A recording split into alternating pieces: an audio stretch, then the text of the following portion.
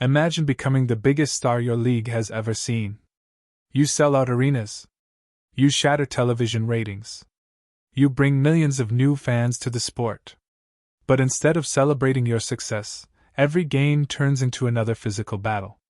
Hard fouls. Controversial no-calls. Viral highlight after viral highlight, not because of incredible shots, but because everyone is asking the same question. Is the league doing enough to protect its biggest player? For more than 2 seasons, nearly every controversial hit involving Caitlin Clark has sparked another debate about officiating, player safety, and whether the WNBA has handled those moments consistently. Now those conversations have grown far beyond basketball. Former players, national sports analysts, journalists, and even lawmakers have weighed in, turning what began as an on-court controversy into one of the biggest stories in professional sports. So what actually happened? Which incidents fueled the debate?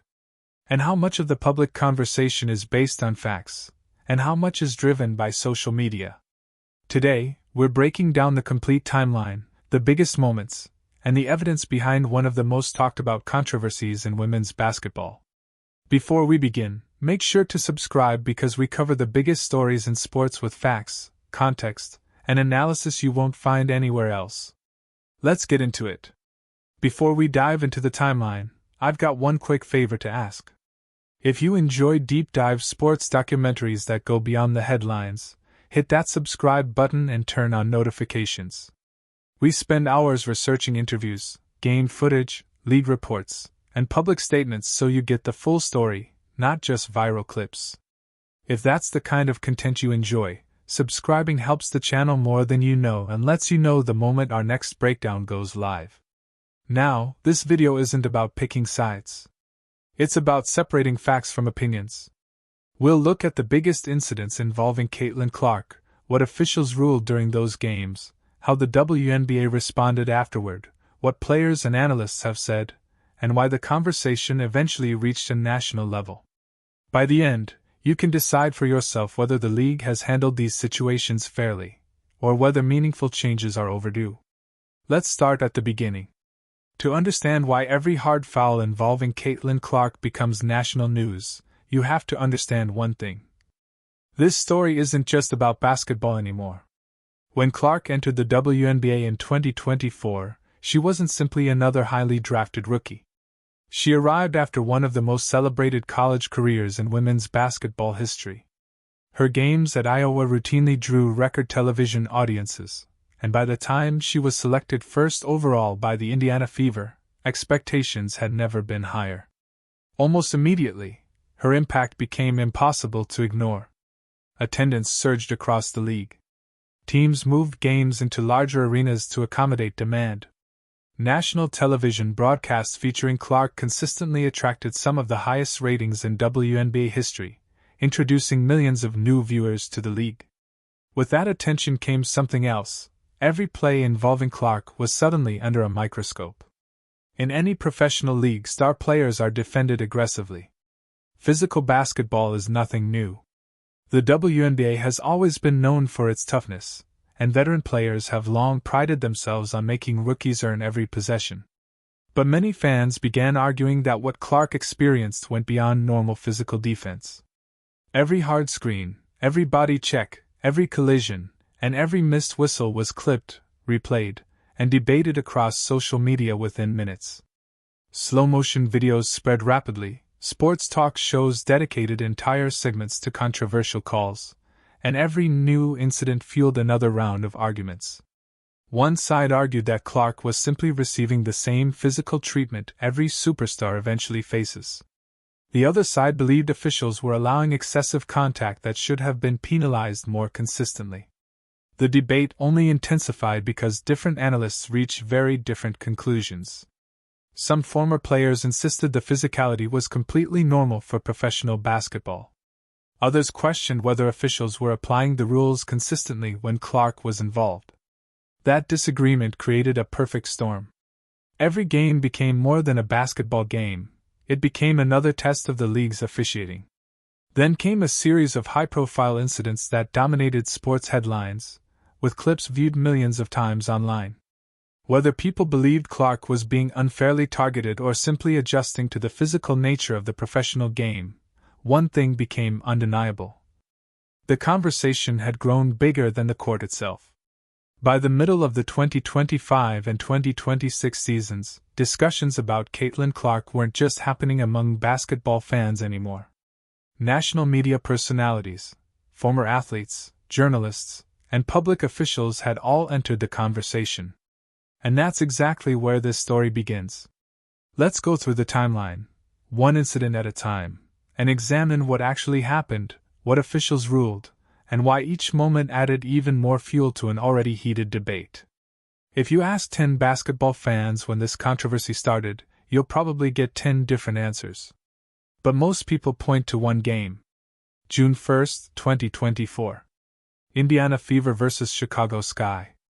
Late in the game, during a dead ball situation, Chicago guard Chindi Carter delivered a hard shoulder check that knocked Clark to the floor, away from the basketball. Officials didn't call a foul in real time, but after reviewing the play, the WNBA upgraded it to a flagrant one. The clip exploded across social media and became one of the defining moments of Clark's rookie season. For many fans, this wasn't just another foul. It became the moment that sparked a much bigger conversation about how physical opponents were allowed to be with the league's newest superstar. But that wasn't the last time. As the 2024 season continued, Clark found herself at the center of one controversial play after another. There were hard body checks, contact to the face, physical screens, questionable no-calls. Each incident by itself might not have dominated the news, but together, they created a pattern that fans, analysts, and broadcasters began debating almost every week. Then came the playoffs.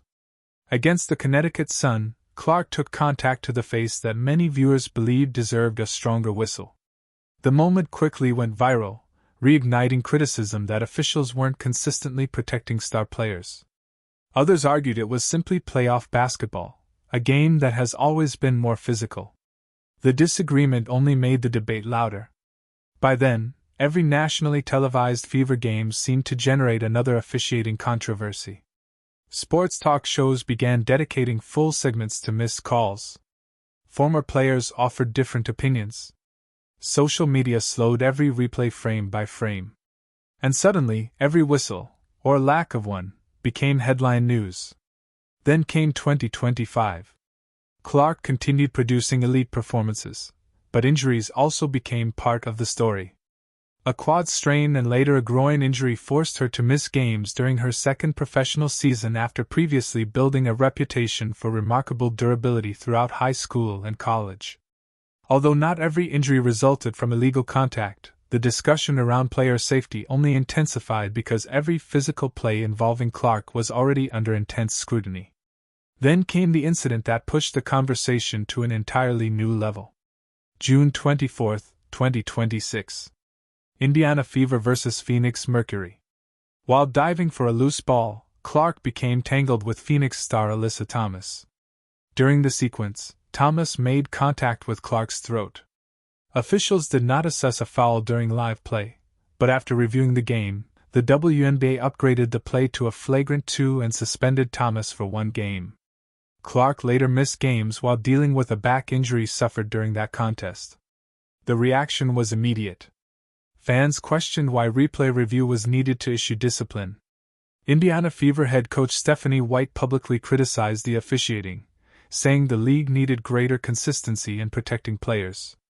Just as quickly, another conversation emerged. Some argued Clark was being officiated differently because of her enormous profile. Others pushed back, saying physical basketball has always been part of the WNBA and that Clark's popularity simply means every collision receives far more attention than similar plays involving other players. That's what makes this story so complicated.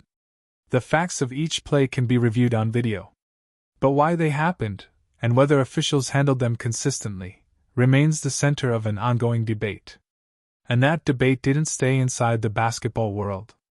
It soon reached television studios, newspaper columns, podcasts, and eventually even members of Congress, transforming an on-court controversy into a national conversation that extended far beyond sports. By this point, the debate wasn't just happening on social media. It had reached television studios, locker rooms, and league press conferences. And what's interesting is that almost everyone agreed something was wrong, but not everyone agreed on what the problem actually was. Let's start with Caitlin Clark herself. Despite being at the center of nearly every headline, Clark has consistently avoided attacking other players. After several controversial incidents, she repeated a similar message: basketball is a physical game, but she believes officiating can improve.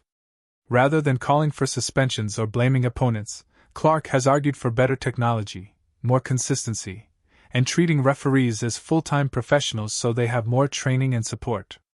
That approach earned praise from many observers because it focused on fixing the system instead of criticizing individual players.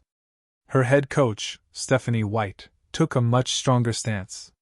Following the Fever's game against the Phoenix Mercury in June 2026, White openly questioned the officiating, saying Clark had taken what she described as cheap shots during the game and arguing that officials needed to do a better job protecting players before situations escalated. Her comments quickly became one of the biggest post-game stories. Then there was Clark's teammate, Sophie Cunningham.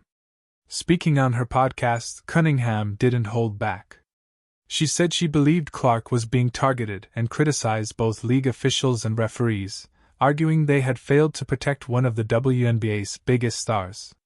She also said that if Fever players had seen some of the contact in real time, they would have immediately defended their teammate. Those comments spread rapidly across sports media and reignited the national conversation. Outside the league, television analysts also weighed in. ESPN's Stephen A. Smith argued that whether fans like it or not, Clark has become one of the league's biggest business drivers. His point wasn't that Clark should receive special treatment, it was that the WNBA has a responsibility to protect every player, especially someone whose presence brings millions of new viewers to the sport.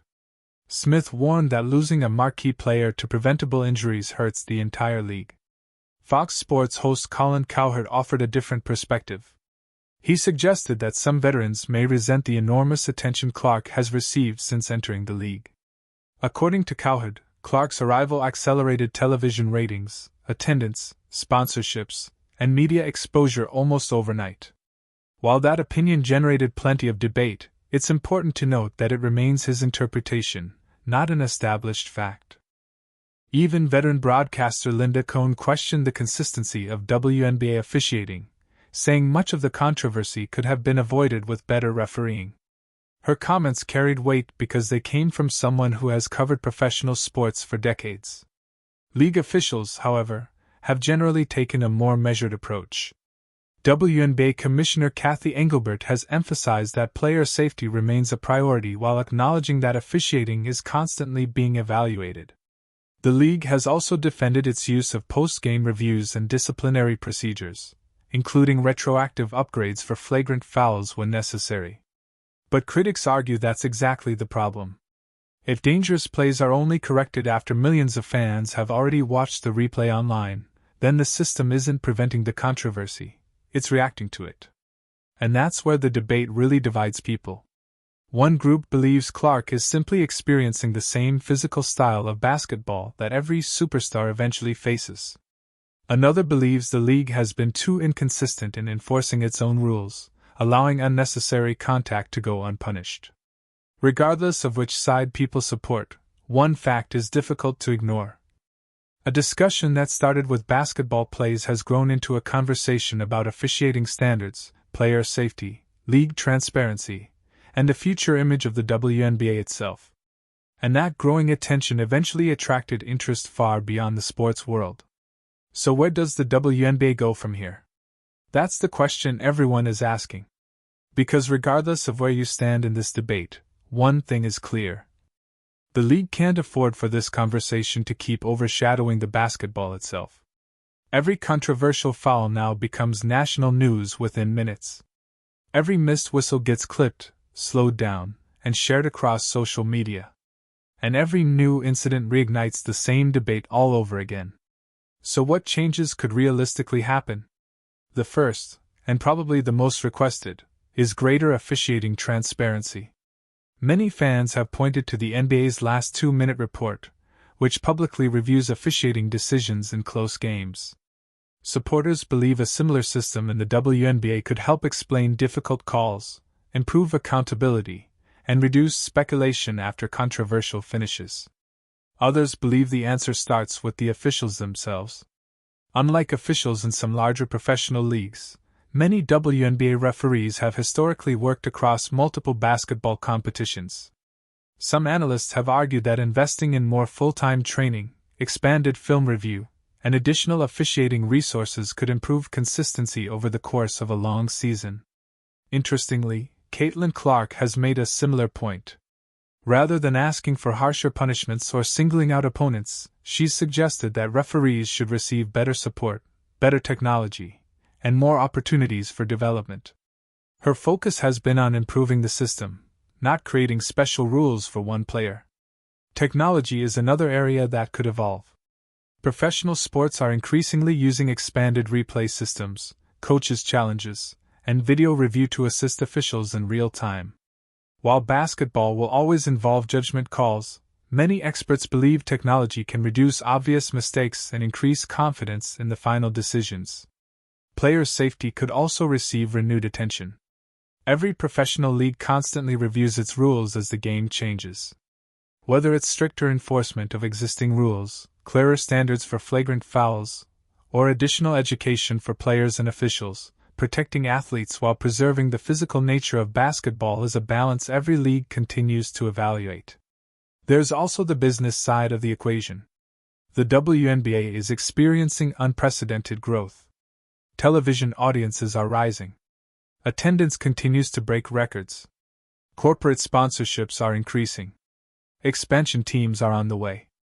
That's great news for the league, but it also means expectations are higher than ever. New fans expect transparency. Sponsors expect professionalism. Broadcast partners expect the league's biggest stars to stay on the court whenever possible. Those expectations create pressure, not just on players, but on league leadership as well. Ultimately, this conversation has become about something much bigger than one player. It's about how a rapidly growing professional league adapts to unprecedented attention. Can it maintain the physical, competitive style that longtime fans appreciate while also ensuring consistency, fairness, and player safety? That's the challenge facing the WNBA. The league's response over the next few seasons won't just shape the discussion around Caitlin Clark. It could influence how women's professional basketball is viewed for years to come. Whether future headlines focus on controversial whistles or unforgettable basketball will depend on the decisions made from this point forward. And that's why this story is far from over. Whether you believe Caitlin Clark is being unfairly targeted, or you think she's simply experiencing the physical reality of professional basketball, one thing is undeniable. The conversation has changed the WNBA forever. Every controversial foul is now analyzed by millions. Every officiating decision is under intense scrutiny. And every game involving Clark carries a level of attention the league has never experienced before. What happens next won't just affect one player. It could shape the future of officiating, player safety, and the public image of the WNBA for years to come. Now I want to hear your opinion. Do you think the WNBA is doing enough to protect all of its players? Or do you believe changes are needed? Share your thoughts in the comments. I read as many of them as I can, and some of the best comments may be featured in a future video. If you enjoyed this deep dive and want more fact-based sports documentaries, don't forget to like the video, subscribe to the channel, and turn on notifications so you never miss our next breakdown. Thanks for watching, and I'll see you in the next one.